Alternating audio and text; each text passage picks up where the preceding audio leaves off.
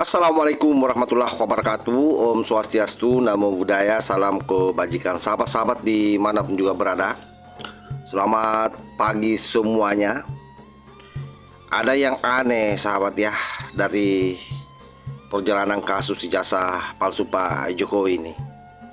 Terutama kemarin ketika mereka yang diwakilkan oleh si Tompel itu bicara soal penolakan restoratif justice, dan di situ ada di sampingnya Roy Suryo, ada Refli Harun, ada juga Rismon Sianipar. Kenapa saya mengatakan bahwa ini sangat aneh? Karena tidak saja antara satu pengacara dengan pengacara yang lain berbeda terkait soal restoratif justice ini. Ternyata Panci pun pagi ini itu bicaranya ngelantur sahabat. Jadi seolah-olah main tarik ulur, dan kelihatan bahwa dia melunak seperti kapas basah. Jadi kelihatan bahwa mereka memang tidak jujur ya, tidak jujur, tidak konsisten. Itu jelas. Dan yang paling mencurigakan, perubahan sikap itu terjadi hanya dalam hitungan jam, karena kan baru kemarin ya mereka keluar-keluar bahwa menolak. Tapi pagi ini Panci memperlihatkan seolah-olah melunak dengan penolakan itu. Jadi kembali ada harapan memberi ruang di sana untuk menerima perdamaian itu, sekalipun dia berupaya menutupinya seolah-olah tegar. Nah, seperti apa bahasanya si Panci ini, coba kita cek dulu videonya sebelum kita lebih dalam bicara soal bagaimana mereka semua ini adalah orang-orang yang memang tidak konsisten sahabat. Gini, jadi artinya adalah kami meneliti itu kan atas juga dasar publik ya. Jadi dengan Undang-Undang Keterbukaan Informasi Nomor 14 Tahun 2008, kemarin juga pada sidang KIP, Komisi Informasi Pusat juga itu atas berkat dengan dorongan publik kan terungkap beberapa fakta. Maka saya juga menyerahkan, benar Prof. Jadi artinya saya bukan orang yang bisa memutuskan sendiri soal apa ini. Makanya kita dengarkan juga saran dari kuasa hukum, kita dengarkan juga saran yang sangat bagus dari Prof. Jimli atau dari Prof. Mahfud atau dari siapa saja, dari masyarakat. Nah, nanti akan kita lihat. Karena saya sih tetap pada statement bahwa apa yang kami teliti itu adalah sudah sah dan benar, ya 99,9%, bahkan sudah terbit bukunya. Jadi artinya sebenarnya sudah selesai, sudah terbit kok bukunya. Kalau mau ilmiah, jawab dengan ilmiah, buku, jawab dengan buku. Nah, ini juga berhubungan sama gelar perkara khusus yang diajukan. Ya, ini kan betul. Juga udah pernah sebelumnya.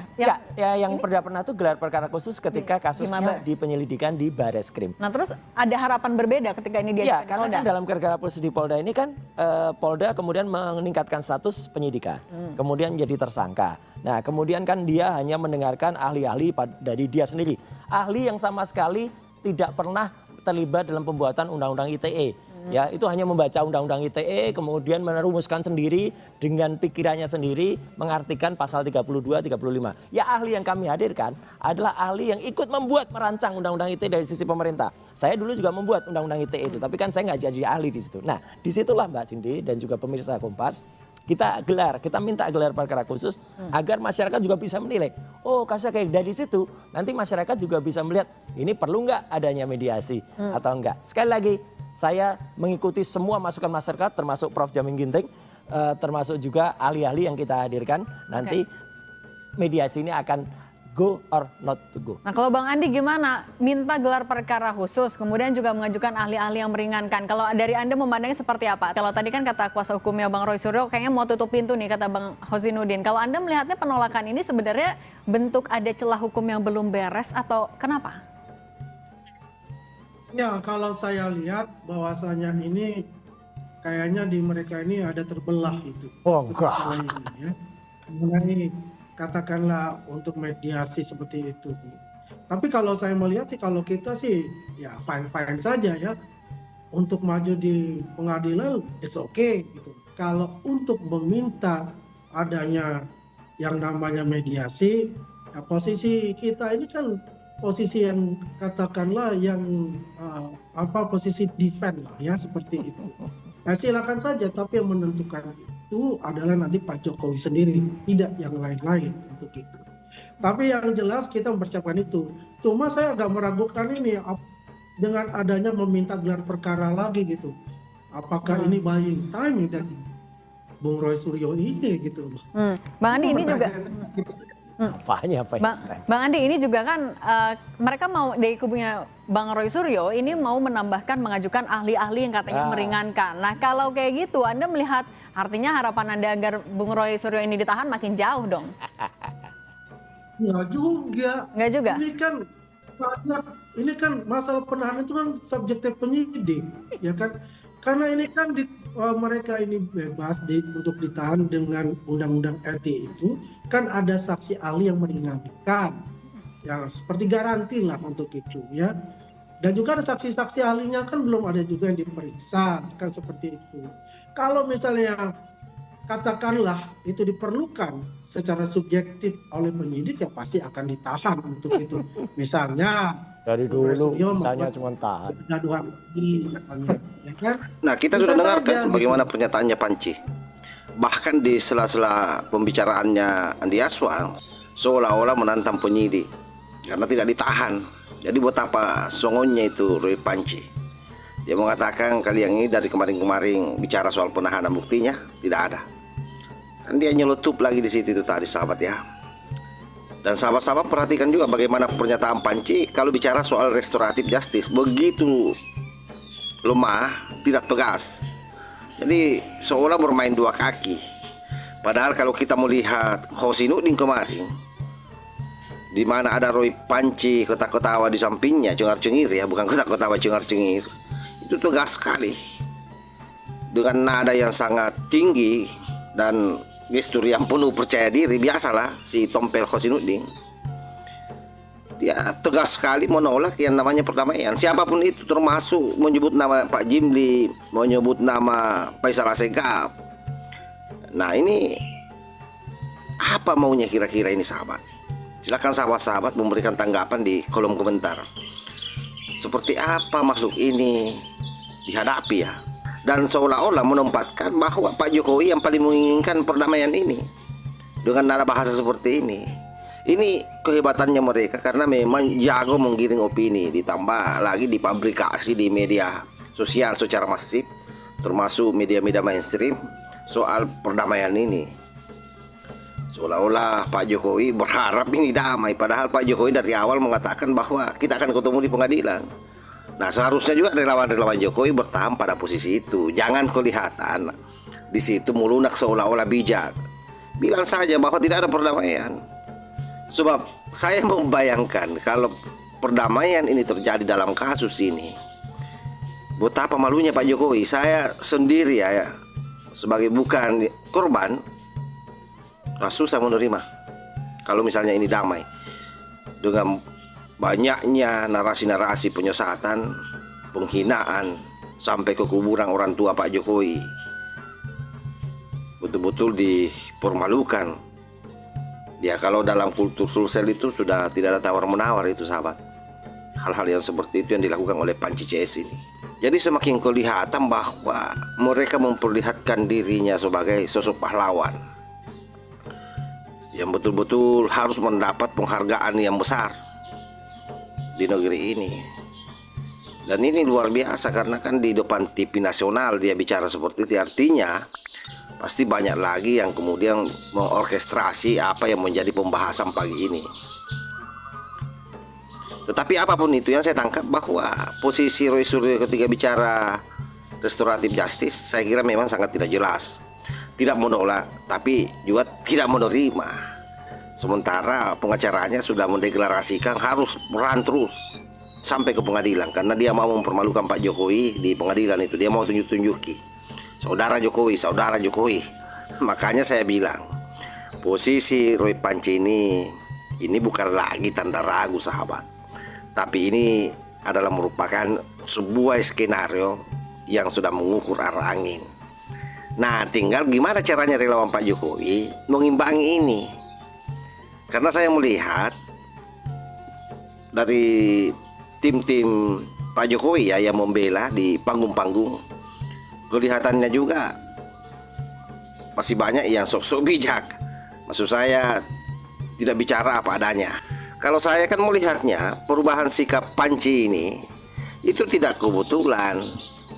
Orang yang benar-benar yakin tidak akan berubah seperti ini, sahabat. Jadi kalau mereka yakin dengan apa yang dia selama ini teliti terkait soal ijazah Pak Jokowi, tidak mungkin dia melempeng. Tapi yang dilakukan ini sesungguhnya adalah mencoba membaca peluang selamat, sambil dia tetap ingin terlihat gagah. Kan itu yang dia memperlihatkan di publik, tanpa ada kelihatan rasa takut di depan pendukungnya, tetapi juga tidak mau menutup pintu keluar jika keadaan makin sempit. Itu yang membuat jawabannya abu-abu. Jadi tidak menolak keras, tapi juga tidak bilang mau damai. Kan kurang ajar namanya ini. Betul-betul mempermainkan opini publik. Dan itu sah-sah saja sebagai satu bentuk kelihayan dalam strategi membangun komunikasi publik. Cuma buat saya, ini hanya trik klasik ini. Jadi dia membuka pintu kecil untuk mundur, tapi bungkus dengan alasan hukum. Luar biasa kan, kalau orang biasa tidak mampu membaca celah itu. Nah, dan yang lebih lucu lagi, setelah nadanya melempeng soal perdamaian ini atau restoratif justice, Roy Panci menuntut agar gelar perkara. Nah, pertanyaannya kan untuk apa? Kalau dia yakin benar, seharusnya yang dia minta itu bukti-bukti hukum. Itu yang harus dibuka, bukan gelar perkara yang justru memperlihatkan posisi hukumnya makin terpojok. Jadi gelar perkara itu sesungguhnya bagi mereka bukan tameng. Jadi jangan terjebak. Bukan juga satu alasan bahwa dia akan mendapatkan karpet merah untuk menghapus masalah. Lebih salah lagi kalau orang berpikir seperti itu, atau mereka berpikir seperti itu. Dan saya kira bukan juga alat untuk menunda penahanan, tapi dia seolah menjadikan sebagai jaring pengaman terakhir sebelum masuk ke dalam jurang.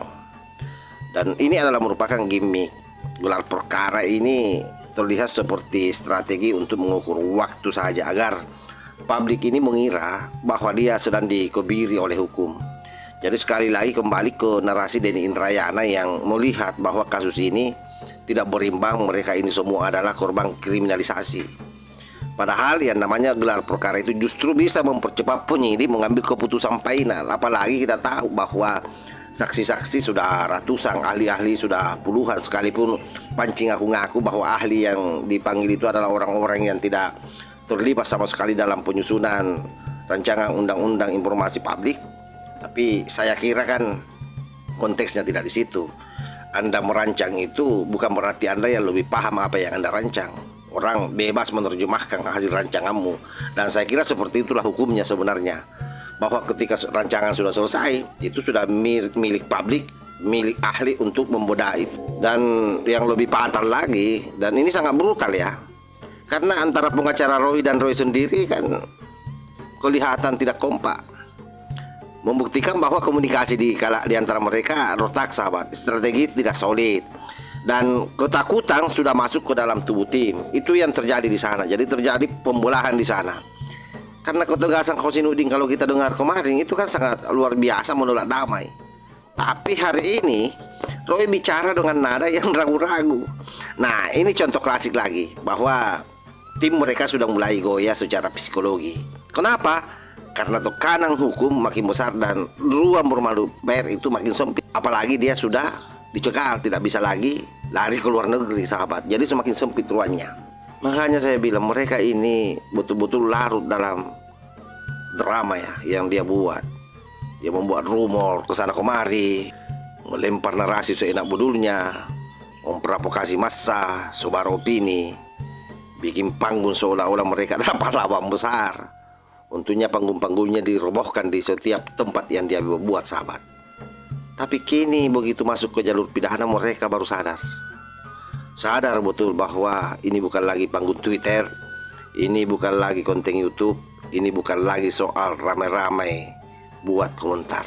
Ini soal hukum, ini soal pasal-pasal, di sana wilayahnya hitam dan putih.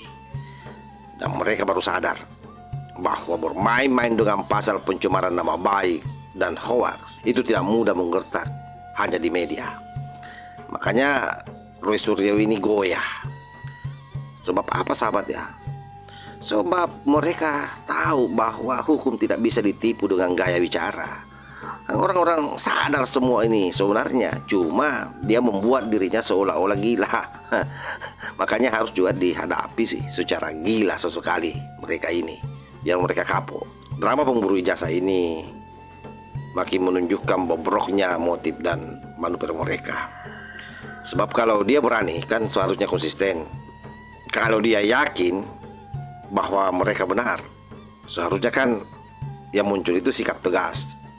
Tapi ketika sikap berubah seperti cuaca, itu tanda-tanda ketakutan sudah mengalahkan keberanian sahabat. Terima kasih. Wallahul muwaffiq ila aqwamit thoriq. Wassalamualaikum warahmatullahi wabarakatuh.